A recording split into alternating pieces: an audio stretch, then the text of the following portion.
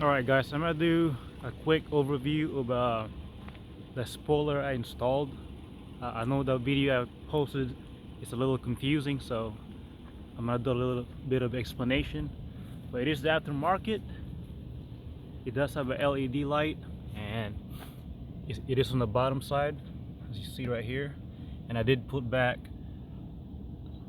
the factory third light back on there.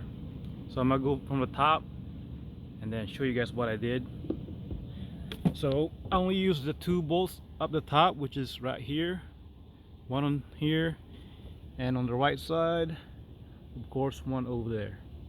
And I used the 3M double-sided tape on the surface of the actual 4Runner, and also the spoiler itself, as you saw in the video.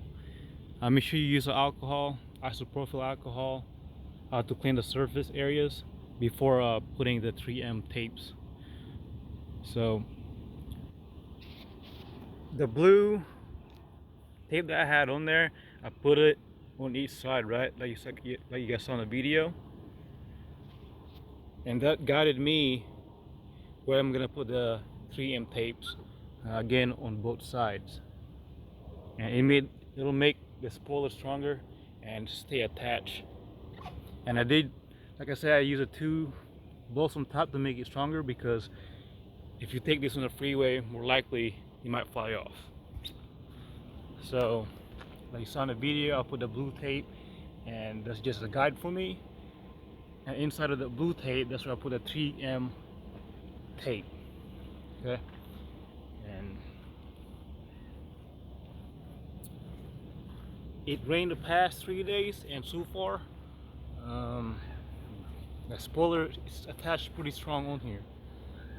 So that's the outside of it. I'm gonna show you guys on the next video what it looks like inside.